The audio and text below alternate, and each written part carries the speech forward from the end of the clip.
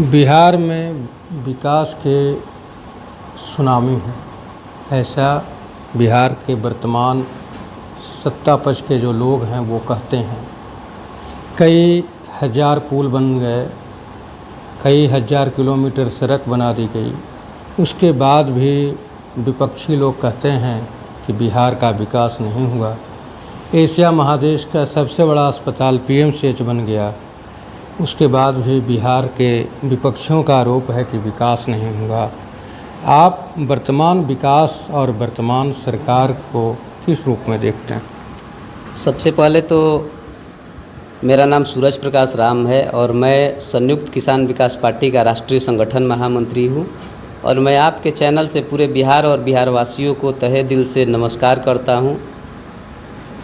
आपका जो सवाल था विकास, तो अगर रोड और पुल में करप्शन करना और स्वास्थ्य विभाग में घोटालेबाजी और धांधली करना ही विकास है, तो इसको हम लोग विकास नहीं मानते हैं।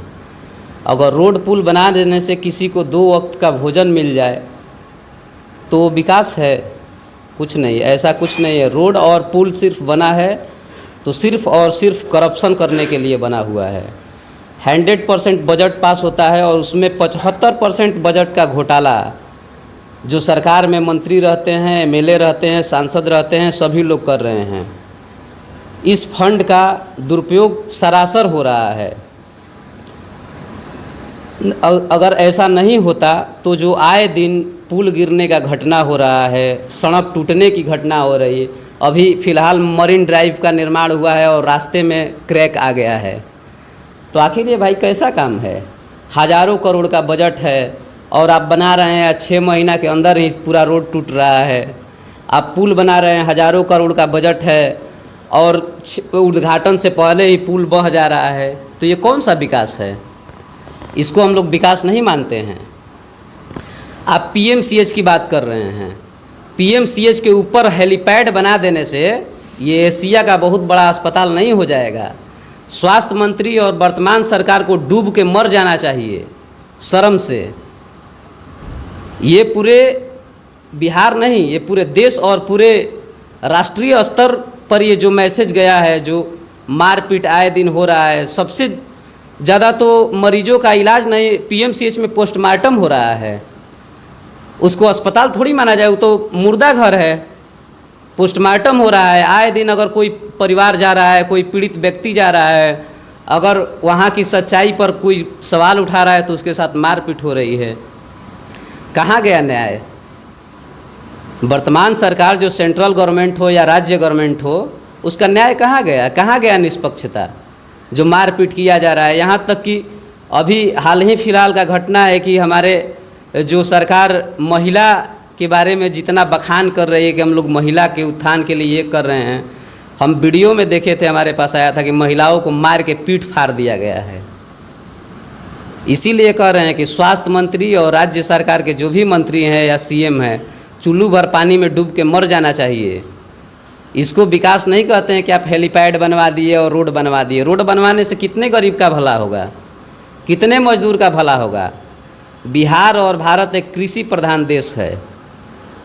देश का विकास तब माना जाएगा जब मजदूर और किसान का विकास हो, और वास्तविक विकास तब होगा जब आप कृषि का विकास करिए, आप मजदूर के विकास के लिए पहल करिए।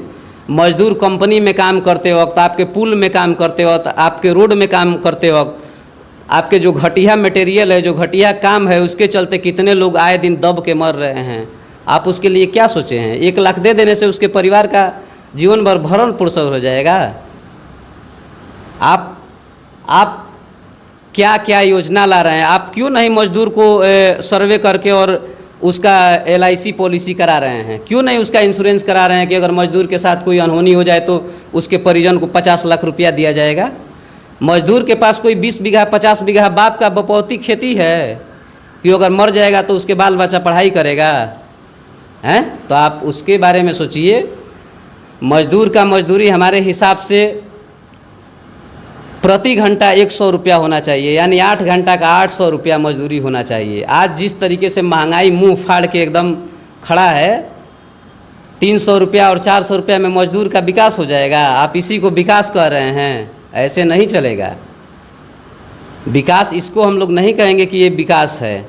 विकास तब माना जाएगा जब गांव-गांव में आप बिजली दे रहे हैं, लेकिन किसानों के लिए आप बिजली फ्री करिए, किसान के फसल का आप इंश्योरेंस करिए, उसके लिए आप भरपाई करिए। अभी बाढ़ आ रहा है कि मारेगा कि पूरे के पूरे फसल को तबाह कर देगा, इसका जिम्मेवार सरकार थोड़ी जिम्मेवारी ले रही है। 6,000 रुपया दे देने से या थोड़ा बहुत दे देने से थोड़ी उसका भरपाई हो जाएगा। सैकड़ों बीघा में बह जा रहा है, तो ऐसे नहीं चलेगा। इसको हम लोग विकास नहीं मानते हैं और हम इसको कतई विकास आगे भी नहीं मानेंगे जब तक वास्तविक विकास नहीं होगा।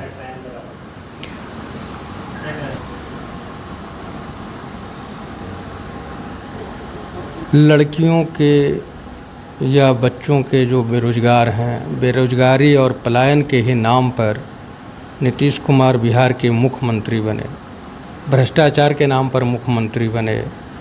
क्या आज पलायन, बेरोजगारी और भ्रष्टाचार 20 सालों में बिहार से कम हुए?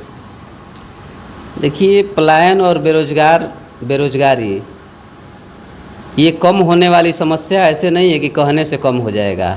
उसके लिए बहुत ठोस कदम उठाना होगा। जो सरकार दोहरा जो नीति अपना रही है, हम लोग समझ रहे हैं कि कहाँ से खेल हो रहा है। आप तो बाहरी से फंडिंग ले रहे हैं, अन्य राज्य की कंपनियों से फंडिंग ले रहे हैं अपने पार्टी के लिए, और बिहार से मजदूर भेज रहे हैं। ये हम लोग समझ रहे हैं। आप भी जान रहे हैं कि जो सेंट्रल गवर्नमेंट और राज्य गवर्नमेंट है, अगर चाहे तो यहाँ पर हर ज़िला में 5 गो कंपनी लगा सकती है। इतना ज़मीन अवेलेबल है, लेकिन आप काहे नहीं लगा रहे हैं? आप जो चंदा ले रहे हैं कॉरपोरेट से और बाहर स्टेट के बिजनेसमैन से, तो आप भाई आप यहाँ कैसे पलायन को आप रोक सकते हैं? पलायन को रोकने के लिए यहाँ पर ठोस कदम उठाना होगा और कंपनी का हर ज़िले में निर्माण और स्थापना करना होगा। कुटीर उद्योग की सरकार बात करती है कि हम सूक्ष्म लोन के तहत कुटीर उद्योग देंगे। आप कितना लोग को लोन दिलवा रहे हैं? साला बैंक में जो कोई जा रहा है 100 बार चलते चलते उसका चप्पल घिस जा रहा है, बैंक वाला गरिया के भगा रहा है। ऐसे होगा? तो ऐसे बेरोजगारी और पलायन नहीं रुकने वाली है। इस पर ठोस कदम उठाना होगा सरकार को। अभी आपने किसानों की बात की, सड़क निर्माण में या और भी जो इंफ्रास्ट्रक्चर का काम हो रहा है, उसमें जितने भी मुफ्त के पटवन की व्यवस्था थी, जैसे तालाब, पोखर, आहर, पैन, लगभग सरकार उसे भर करके उस पर सड़क बनवा दी। अब किसान की दूसरा कोई व्यवस्था नहीं है, किसान खेती कैसे करेंगे? आने वाले समय में ऐसा होगा कि किसान खेती करना छोड़ देगा, फिर आदमी बालू, गिट्टी और मिट्टी खाएगा। जब पानी के लिए व्यवस्था नहीं बचेगा, जब चारों तरफ आप रोड और बिल्डिंग बना दीजिएगा। अभी हम लोग आए दिन देख रहे हैं कि पटना में बढ़िया बढ़िया सरकारी आवास को तोड़ करके और बनाया जा रहा है। ये काहे लिए किया जा रहा है? सिर्फ और सिर्फ करप्शन करने के लिए, लूटने के लिए, सरकार के बजट को खसोटने के लिए, लूटने के लिए, ताकि अपने नेता और मंत्रियों का पैकेट भरा जाए। अभी 2025 में चुनाव है और देखिएगा कितना काम तेज़ी से चल रहा है। काहे चल रहा है? आप 5 साल कुछ नहीं किए और चुनाव आया तो आप पूरा धड़ाधड़ एकदम कर रहे हैं। काहे? इसलिए कि जेब गरम करना है, तब न चुनाव लड़ा जाएगा। तो बस सारा चीज़ वही है। आपका परिचय? हमारा परिचय, मैं सूरज प्रकाश राम मेरा नाम हुआ और मैं संयुक्त किसान विकास पार्टी का राष्ट्रीय संगठन महामंत्री हूँ। और हम लोग की पार्टी बिहार में एक मजबूत एक्सपेरिमेंट हम लोग करेंगे। इस सरकार की पूरे नींव को हिला देंगे, ताकि हम लोग जो देख रहे हैं राज्य और देश में जो दुर्दशा गरीब और दलित या किसी भी समाज का है या मजदूर का है, वो हम लोग से बर्दाश्त होने वाला नहीं है। हम लोग आने वाले विधानसभा में इतना ज़ोरदार तरीके से सरकार को जवाब देंगे कि सरकार खुद एकदम त्रस्त हो जाएगी। और हम रविदास समुदाय से आते हैं और समाज विशेष रूप से सरकार, सेंट्रल गवर्नमेंट हो या राज्य गवर्नमेंट हो, विशेष रूप से SC ST के उत्थान की बात करती है। लेकिन SC ST 5 किलो चावल खाने से उसका उत्थान हो जाएगा? एकदम कतई नहीं होगा। और जहाँ राजनीतिक हिस्सेदारी की बात आती है, वहाँ लोग लात मार के भगाते हैं। तो हम लोग किसी का सिर्फ झंडा ढोने के लिए नहीं बने हैं। हम लोग उस कौम से हैं जिस हम रविदास समुदाय से आते हैं, उसका एक अपना इतिहास रहा है और हम लोग जिसके पीछे पड़ते हैं उसको अब हम क्या बताएं। हम लोग का इतिहास रहा है कि चमड़ी कबार देते हैं। तो समझ जाइए कि अगर हम लोग सिस्टम को हिलाने की एकदम ताकत रखे हैं और 2025 में ये साबित करके हम लोग दिखाएंगे अगर हम लोग की बात को नहीं माना गया तो। आपने समय दिया उसके लिए आपका धन्यवाद। धन्यवाद आप सभी का भी।